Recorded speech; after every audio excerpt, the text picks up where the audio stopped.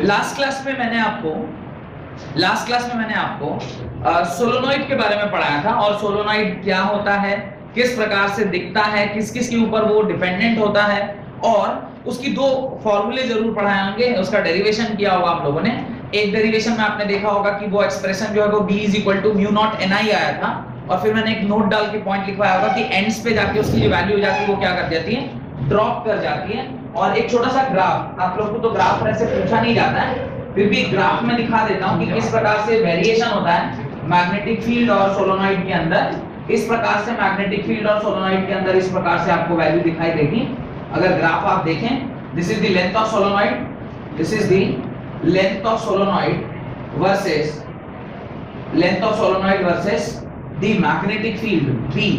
इसका ग्राफ जब आप देखेंगे तो अंदर क्या रहता है, B = mu not small NI के बराबर, और बाहर जो है वो किसकी वैल्यू हो जाती है, एग्जैक्टली म्यू नॉट NI/2 के बराबर। ये आपको एग्जैक्टली सोलोनॉइड के बाहर, ये आपको एग्जैक्टली ये आपका सोलोनॉइड का लेंथ है, ठीक इसके बाहर, और वैल्यू अल्टीमेटली कहां चली जाती है, 0 को जानी भी चाहिए थी मैग्नेटिक फील्ड की वैल्यू 0। क्यों रीजन आपने खुद ही पॉइंट देकर लिखा है ना कि outside the magnetic field, outside the solenoid the value of magnetic field is 0। तो ये ग्राफ लास्ट क्लास में मैंने शायद नहीं बनवाया था, तो अगर वहां पे जगह है आपके कॉपी में तो प्लीज ये ग्राफ बनाइए, उसके नीचे हम लोग दो न्यूमेरिकल करेंगे सोलोनॉइड के ऊपर, and then will start the today's class for toroid. लिखें ये वाला डायग्राम बनाइए, उसके नीचे दो सवाल लिखना है आपको, राइट। ये ध्यान रखिएगा, this is the value of this is the graph between magnetic field and the length of toroid B = mu not NI/2। ये आपका इस प्रकार से ये वैल्यू आता है जो कि जस्ट आउटसाइड दी सोलोनॉइड, ये इस प्रकार से वैल्यू आपका रहता है। नाउ राइट द क्वेश्चन, पहला क्वेश्चन लिखिए, the length of solenoid is 0.2 meters and it has 120 turns. The length of solenoid is 0.2 meter and it has 120 turns. Full stop. Find the magnetic field. Find the magnetic field in its interior. The length of solenoid is 0.2 meter and it has 120 turns. Find the magnetic field in its interior if a current of 2.5 ampere is flowing through it. If a current of 2.5 ampere is flowing through it. तो बहुत ही सरल सा question है, और question में सारी चीजें दी गई है। कैपिटल B = फॉर्मूला आप जानते हैं, म्यू नॉट NI के बराबर। आप एक और फॉर्मूला ये भी जानते हैं, capital B = mu naught capital N/L × I। Exactly लिखा हुआ ये। अभी मुझे बताइए, आपको म्यू नॉट की वैल्यू पता है क्या? म्यू नॉट की वैल्यू होती है 4π × 10⁻⁷। n की वैल्यू शायद दी गई है, 120 टर्न्स दिए गए ना उसके अंदर। अच्छा, मुझे लेंथ दिया गया है क्या?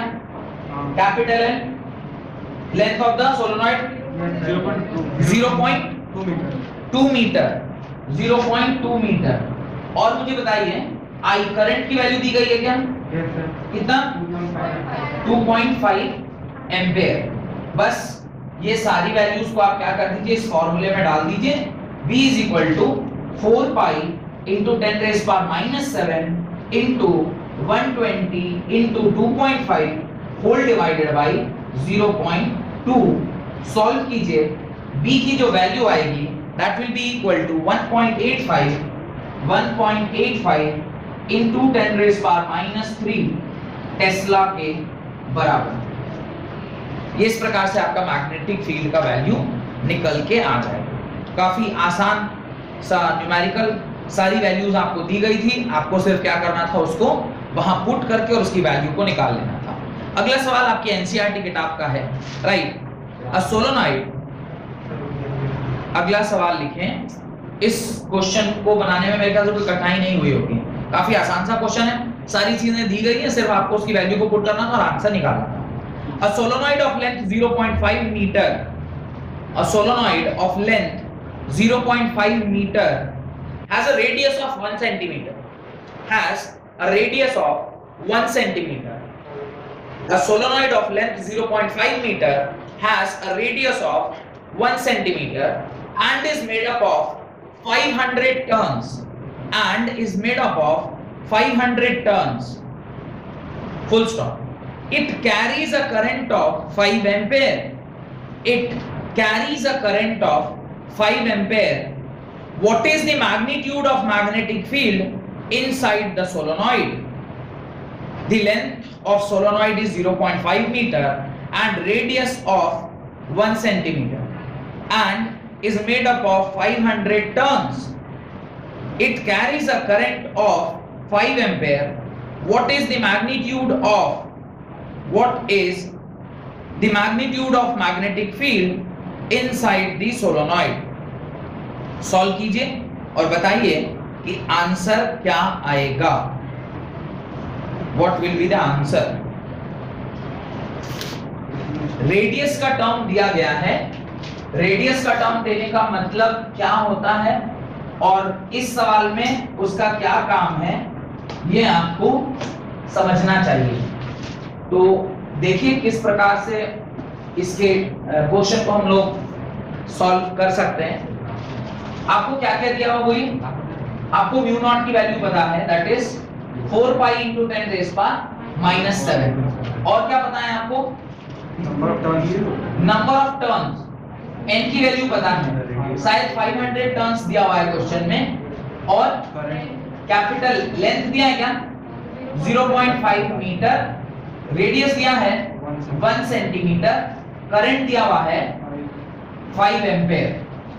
अभी मैं फॉर्मूला लिखूं अगर, तो B इज इक्वल टू क्या होता है? म्यू नॉट NI या B is equal to mu naught capital N by L into I. ये कहीं पर भी रेडियस का तो कोई भी टर्म हमें नहीं दिया गया. फिर ये रेडियस सवाल में क्यों दिया गया? तो एक आंसर आ रहा है कि ये सर डमी डेटा है. डमी डेटा ऐसे डेटा को बोलते हैं जिसका सवाल में कोई यूज नहीं है. लेकिन मेरा मानना है कि ये डमी डेटा नहीं दिया गया है, इसका कुछ ना कुछ यूज होना चाहिए सवाल में. और अगर आप उसे यूज नहीं कर रहे हैं तो आप डमी डेटा के आर्गुमेंट से आप बच के नहीं निकल सकते. You have to logically explain कि why this will not be used, why this value will not be used. आपको ये बताना होगा मुझे कि इसकी जो वैल्यू है उसको आप क्यों नहीं यूज कर रहे हैं, रीजन के साथ. रेडियस के ऊपर डिपेंड नहीं करता. मैंने पॉइंट में स्पेसिफाई करके लिखवाया है कि सोलोनॉइड का जो मैग्नेटिक फील्ड है उसके रेडियस के ऊपर इसका कोई डिपेंडेंसी नहीं है. सिंपली सेइंग कि फॉर्मूले में चूंकि r का टर्म नहीं दिया गया इसलिए हम r को छोड़ रहे हैं, ये लॉजिक नहीं है. You have to explain with the help of logic. आपको लॉजिक देना है. मैंने स्पेशली पॉइंट डाल के लिखवाया है इस बात को कि सोलोनॉइड का रेडियस कितना हो इससे उसको कोई फर्क नहीं पड़ता है.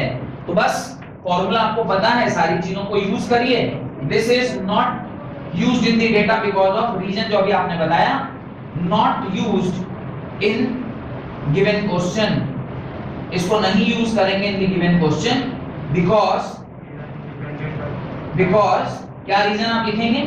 Because magnetic field B is independent of radius, independent of radius of solenoid. Radius of solenoid. इस solenoid के रेडियस से इसके ऊपर कोई डिपेंडेंसी नहीं होती है. solenoid NOID solenoid के उसके ऊपर का कोई डिपेंडेंसी नहीं होता है. आंसर जब आप निकालेंगे तो आएगा 6.28 into 10 raised power -3 Tesla. 6.28.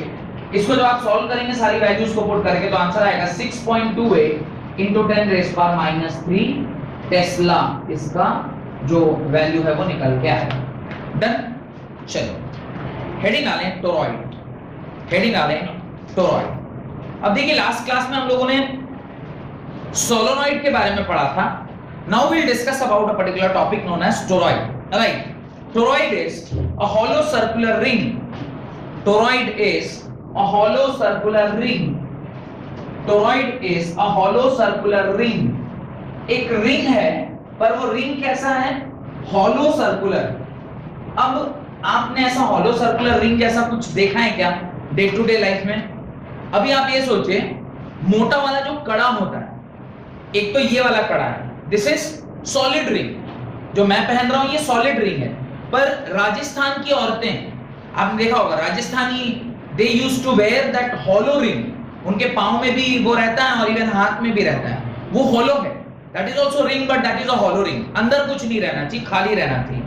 The toroid is a hollow circular ring on which a large number of insulating turns, a large number of insulating turns, large number of insulating turns of metallic wire are closely wound.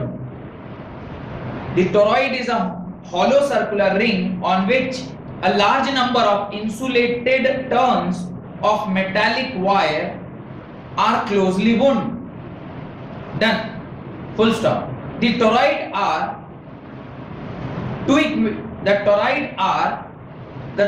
is a equipment which are used to produce magnetic field. toroid भी एक इस तरह का material है जो magnetic field बनाने के काम में आता है। ये वही रिंग है जिसके बारे में मैं बात कर रहा था। इस रिंग में जरा ध्यान से देखिएगा, ये इस तरह से हम लोग टर्न्स लेते हैं, ये इस प्रकार से हम लोग क्या कर रहे हैं? टर्न्स ले रहे हैं। अभी जो टर्न्स आप ले रहे हैं ये ऐसा है,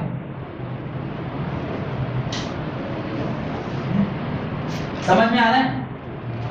मैं अभी बना देता हूं, फिर शायद आपको समझ में आएगा कि मैं क्या बना रहा हूं।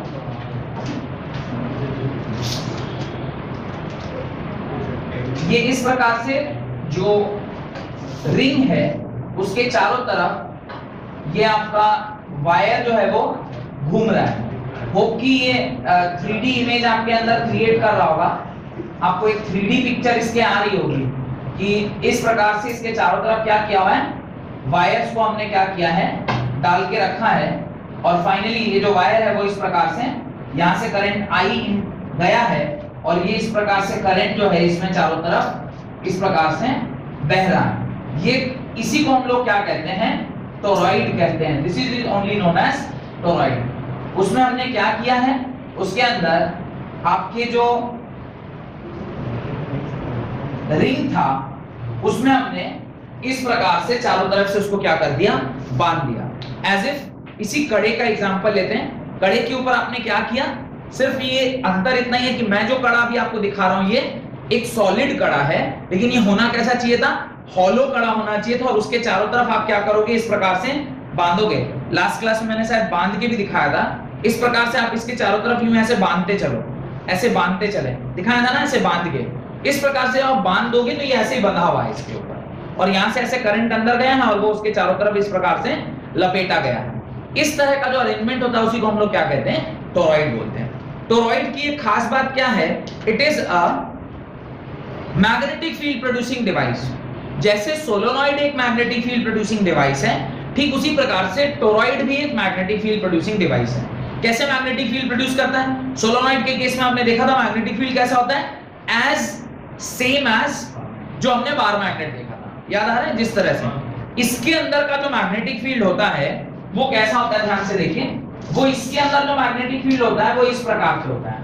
इनसाइड दी रिंग इस तरह से मैग्नेटिक फील्ड लाइंस इसके अंदर ही रहते हैं। इसके अंदर इस प्रकार से मैग्नेटिक फील्ड लाइंस इसके अंदर रहते हैं।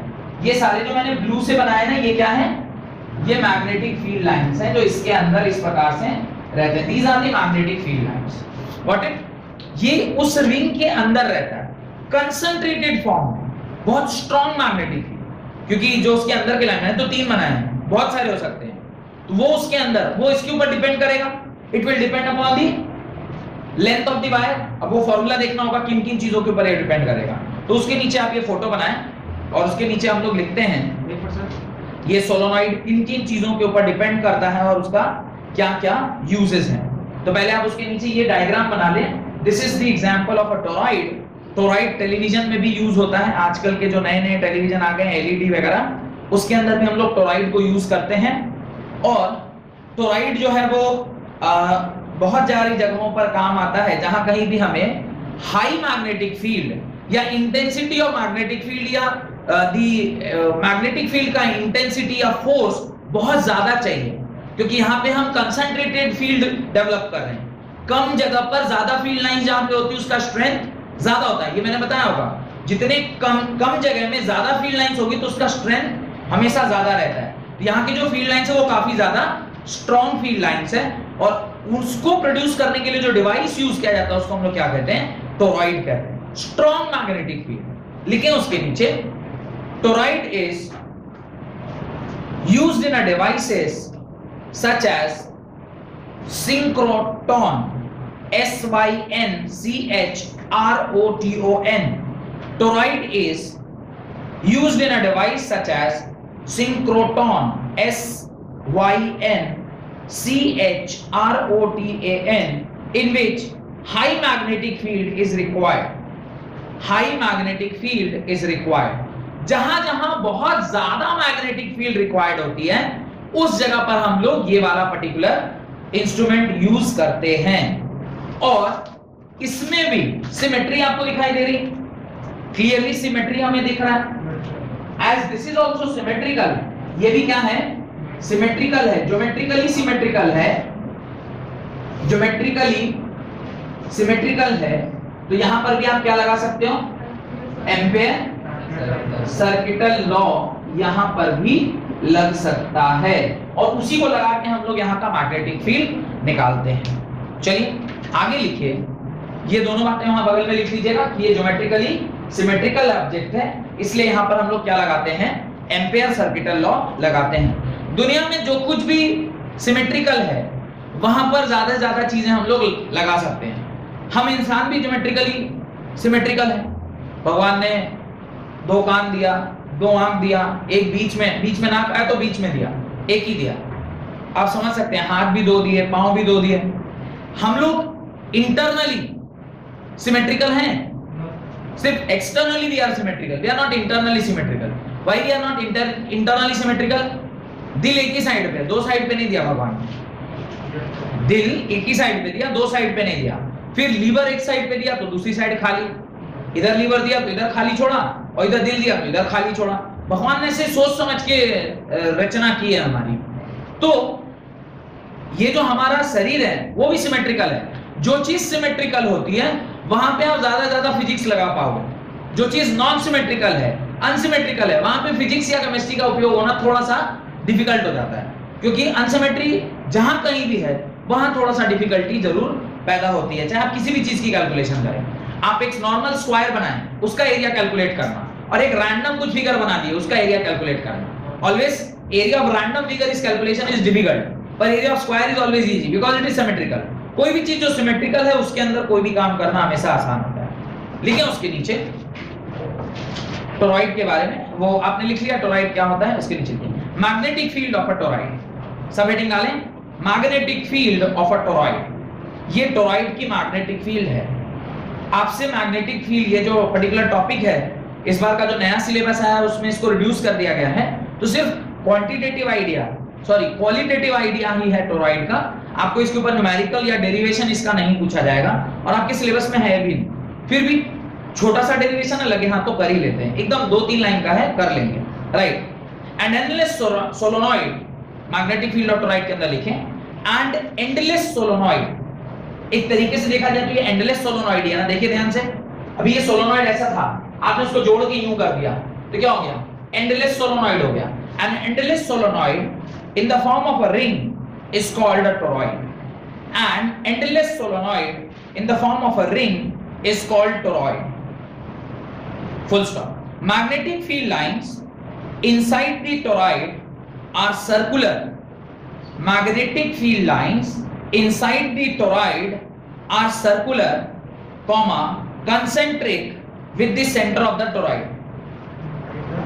Inside the toroid are circular and concentric with the center of the toroid. तो ये पॉइंट को हम क्या मानेंगे, सेंटर मानेंगे। तो आप देख सकते हैं कि इस पॉइंट से इसको अगर मैं R1 बोलूं तो इसके बाद वाले सर्कल को R2, इसके बाद वाले सर्कल को R3, इसके बाद वाला सर्कल होगा तो R4। तो आप देख सकते हैं कि ये जो आपका टोरॉइड है, ये जो आपके मैग्नेटिक फील्ड्स बन रहे हैं वो सेंटर से क्या है, कंसेंट्रिक सर्कल के फॉर्म में बन रहे हैं। डन। लिखें आगे, let I be the current, let I be the current, जो करंट इसके अंदर फ्लो कर रहा है उसको मैंने आपसे पहले ही बताया वो कितना है, I है, जिसकी वजह से मैग्नेटिक फील्ड डेवलप हुआ है। R be the mean radius, देखिए एक नया वर्ड आ रहा है, mean radius, small r is the mean radius. अब देखिए ये इस एंड को R1 बोलते हैं, इस एंड को R2 बोलते हैं, तो इसके बीच में कहीं पर आप क्या लोगे, एक R ले लोगे, ये मानते हुए कि ये क्या है, इसका मीन रेडियस है। ठीक है, R is the mean radius and N be the number of turns per unit length. N अगर मैं बोल रहा हूं number of turns per unit length, I am talking about small n और capital N। Number of turns per unit length, number of turns small n, number of turns per unit length, इसको हम लोग क्या बोलेंगे, n बोलेंगे। Capital N is number of turns, capital N is number of turns, और L is what, L is the length of the wire, कितना लंबा है ये वायर का length, length of the wire, वो आपका कैपिटल L से डिनोट होगा। अब लेंथ ऑफ द वायर या लेंथ ऑफ द टोरॉइड, ये जो L है वो लेंथ ऑफ द टोरॉइड होगा या लेंथ ऑफ द वायर होगा।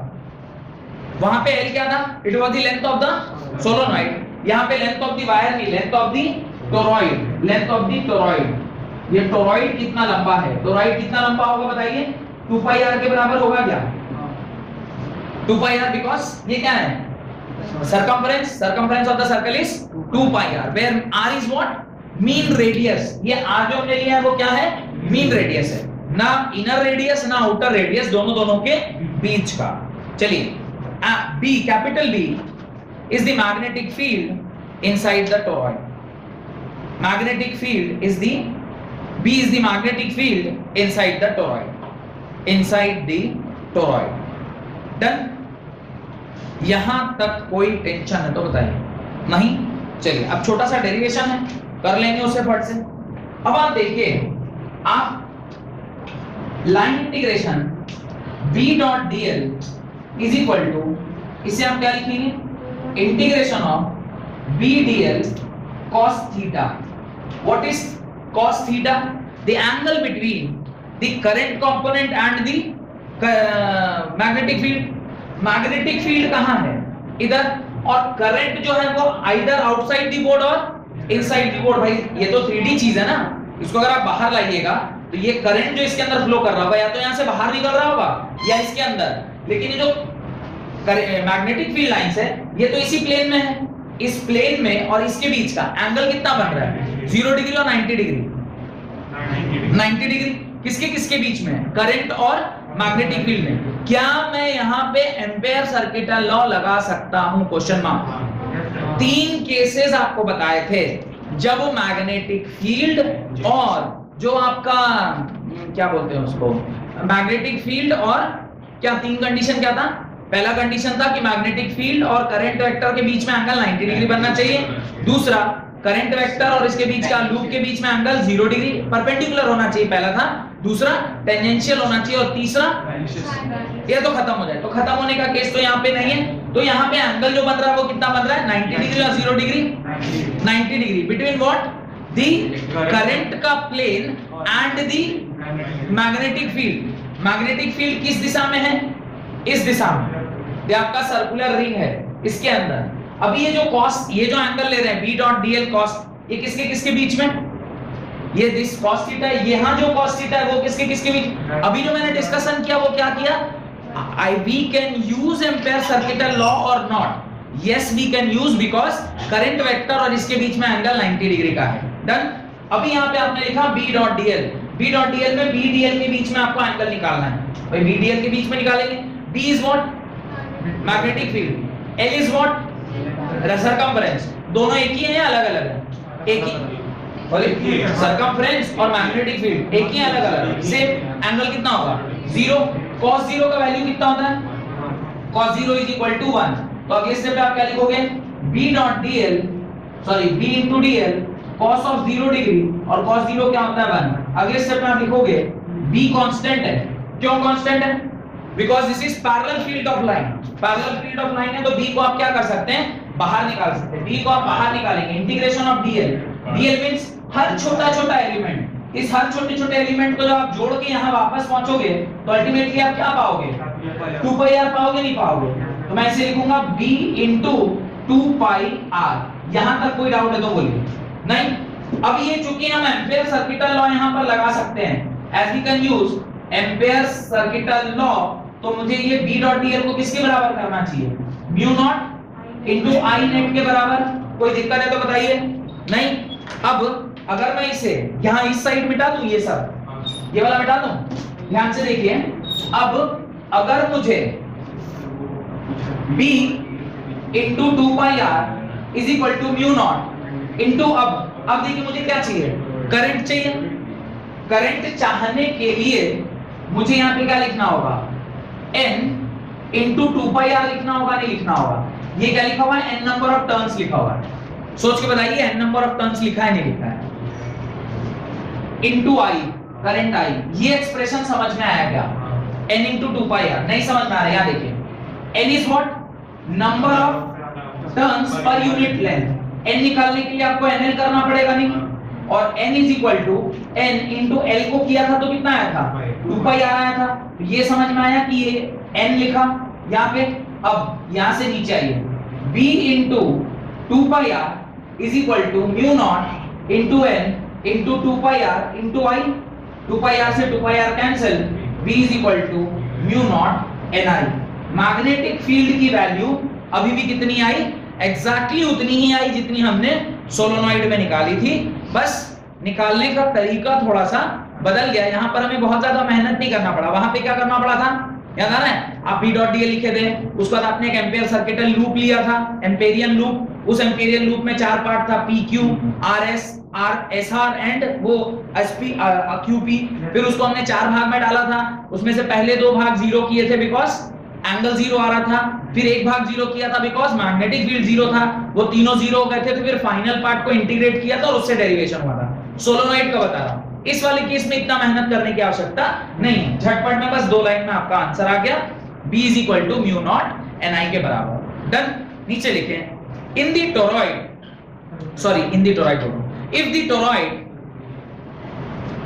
The toroid is made up of a material, if the toroid is made up of a material cored of, if the toroid is made up of a material cored of, CORED, यहां पे कोइंग किससे की गई है, hollow है। Hollow means हवा, हवा air से, एयर था इसलिए मैंने क्या यूज कर लिया, म्यू नॉट। अगर मैं इसके जगह पर कोई और मटेरियल यूज कर लूं, जैसे मैं इसके जगह पर क्या यूज कर सकता हूं, आप वैक्यूम तो एक ही बात है, आप पानी ले लीजिए, आप यहां पर तेल ले लीजिए, आप यहां पे कोई दूसरा मेटल ले लीजिए। जनरली हम लोग मेटल लेते हैं ताकि मेटल क्या करता है, उसकी और स्ट्रेंथ को इंक्रीज कर देता है। तो यहां पर जो अगर इसके अलावा कोई दूसरा मेटल लेंगे तो ये फॉर्मूले में क्या चेंज आ जाएगा, b is equal to mu r mu naught ni। लिख दीजिए, यही बात लिखना है।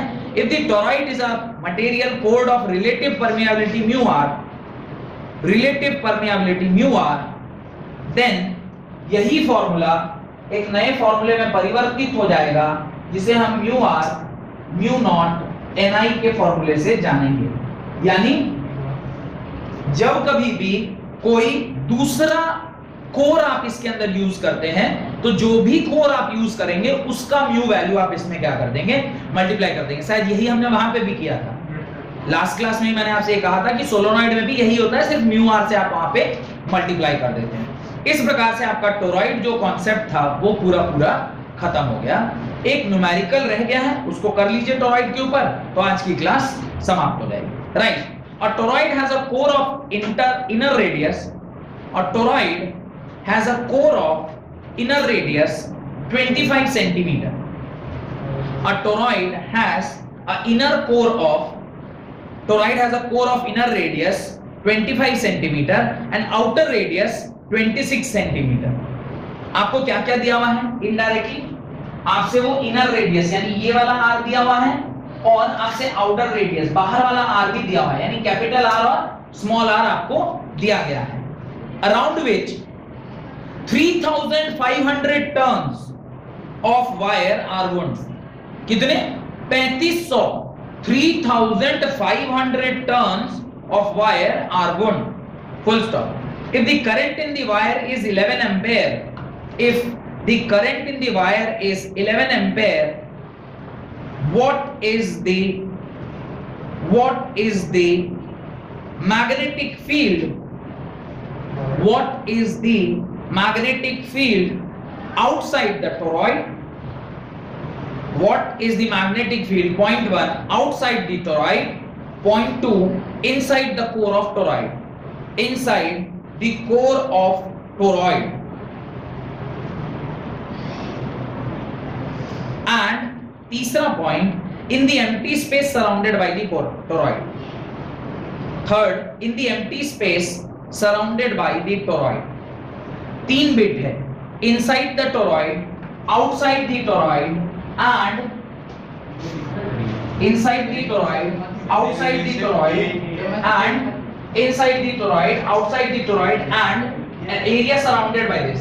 यानी आपसे 3 पॉइंट पे पूछ रहा है। मैं रेड मार्कर से आपको तीनों पॉइंट दिखाता हूं। ए पॉइंट यहां पर बताइए कितना है, बी पॉइंट यहां पर बताइए कितना है, और सी पॉइंट यहां पर बताइए कितना है। ए बी सी यही 3 बिट आपको पूछा गया है। पहला और तीसरे का आंसर तो क्लियरली 0 होगा।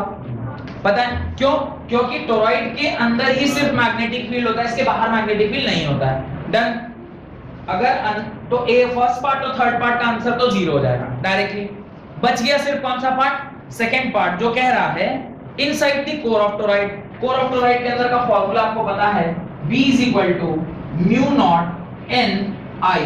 चेक कर लीजिए, आप म्यू नॉट की वैल्यू जानते हैं नहीं जानते? हाँ जानते हैं, 4 पाई × 10⁻⁻⁷। आप कैपिटल N उसने बताया ना 3500, उसने I के बारे में बताया, I is 11 एम्पियर। लेकिन मुझे N के बारे में कोई इंफॉर्मेशन दिया गया क्या? N मुझे डायरेक्टली नहीं बताया गया, N मुझे डायरेक्टली नहीं बताया गया। लेकिन क्या मुझे छोटा r निकालने के लिए, यानी ये निकालने के लिए कुछ एक इंफॉर्मेशन दिया है क्या? Mean radius. मीन रेडियस मतलब इसे मैं r' मान लेता हूं, तो क्या हो जाएगा 26 + 25/2। इसको सॉल्व कीजिएगा, कितना आएगा 25.5। तो ये छोटा r निकल के आ गया। Once you know the value of छोटा r, क्या मैं इस फॉर्मूले को यूज करके, ध्यान से देखिएगा, क्या मैं इस फॉर्मूले को यूज करके can I calculate the small n? आपको छोटा r निकल के आ गया। आप 2 पाई की वैल्यू जानते हैं, n आपको निकालना है। n शायद क्वेश्चन में 3500 दिया हुआ है। 3500 divided by 2 pi × 25.5 is equal to small n के बराबर। दिखाई दे रहा है? ये स्मॉल n को उठा के आप क्या कर दीजिए, इस फॉर्मूले में पुट कर दीजिए, आपको आंसर मिल जाएगा। b = 4 pi × 10⁻⁷ into 3500 whole divided by 2 pi into 25.5 into current is 11। जब आप इसको सॉल्व कीजिएगा तो जो वैल्यू आती है that is 3.02। b = 3.02 into 10⁻² Tesla के बराबर। ये एक अच्छा सवाल इसलिए है क्योंकि इसके अंदर कई सारे कॉन्सेप्ट आपको सीखने को मिले। पहला जो कॉन्सेप्ट आपने जाना कि भाई एक तो मीन रेडियस हम कैसे निकालते हैं, तो एक फॉर्मूला मीन रेडियस का पता है। अगर डायरेक्टली आपको छोटा n नहीं दिया गया है तो एक दूसरा फॉर्मूला और आपने यूज किया, उसको भी लिखिए। तो ये 2 फॉर्मूला आप लोग जानते नहीं थे, लेकिन आपको डेरिवेशन में वो दोनों फॉर्मूला यूज किया गया था। इससे आपने वो दोनों को यूज करके और फाइनली इस आंसर तक आप पहुंच पाए। होप कि यहां तक आपको समझ में आ गया होगा। अगली क्लास में हम लोग force on a moving charge inside a uniform magnetic field ऐसा एक कॉन्सेप्ट पढ़ेंगे, और धीरे धीरे अब हम लोग जनरेटर और मोटर पढ़ने के लिए धीरे धीरे अपने आप को क्या कर रहे हैं, तैयार कर रहे हैं, और जाते जाते हम लोग ये पूरा कंप्लीट कर देंगे। बहुत बहुत धन्यवाद आज की क्लास अटेंड करने के लिए।